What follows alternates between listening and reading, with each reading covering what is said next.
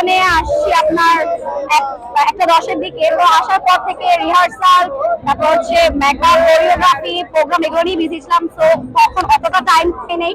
তো এখন দেখতেছি মোটামুটি ভালো, আলহামদুলিল্লাহ। এই যে এই স্টল থেকে একটা খাইলাম, স্টলটার নাম হচ্ছে